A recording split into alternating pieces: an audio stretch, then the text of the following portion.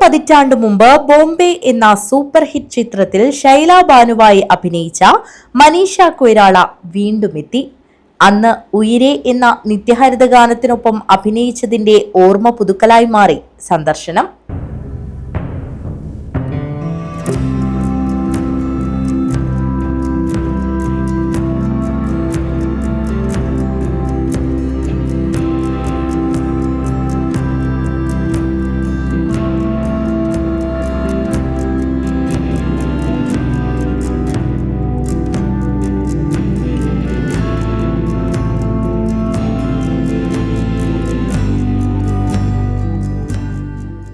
1995 പുറത്തിറങ്ങിയ ചിത്രത്തിന്റെ സംവിധായകനും രചയിതാവുമായ മണിരത്നവും ഛായാഗ്രാഹകൻ രാജീവ് മേനോനും 30 വർഷത്തിനുശേഷം വീണ്ടും അതേ ലൊക്കേഷനിലെത്തിയപ്പോൾ അത് മറക്കാനാവാത്ത അനുഭവമായി മാറി.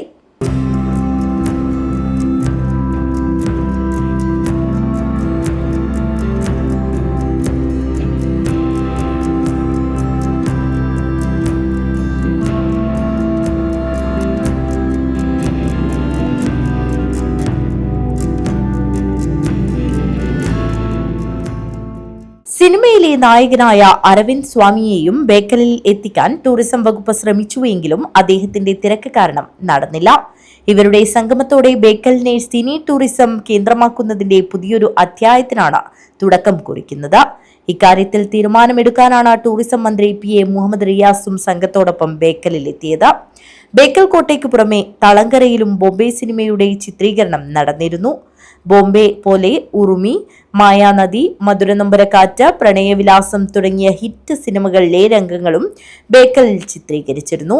മലയാളത്തിനു പുറമെ കന്നഡ, തമിഴ്, ഹിന്ദി, മറാഠി, തുളു ഭാഷകളിലായി 100ഓളം സിനിമകളും ബേക്കൽ കോട്ട പശ്ചാത്തലമായി ചിത്രീകരിച്ചിരുന്നു.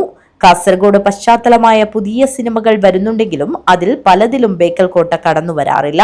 30 വർഷത്തിനു ശേഷം മണിരത്നത്തിന്റെയും മനീഷ കൊയ്രാളയുടെയും സന്ദർശനത്തിലൂടെ ഇന്ത്യൻ സിനിമയുടെ സാംസ്കാരിക ഭൂപടത്തിൽ ആഴത്തിൽ പതിഞ്ഞ ബോംബെയുടെ 3 പതിറ്റാണ്ടുകളുടെ സഞ്ചാരം ബേക്കൽ ബീച്ച് ഫെസ്റ്റിവലിൽ വഴി ഓർമ്മിക്കാൻ അവസരമായി മാറുന്നു.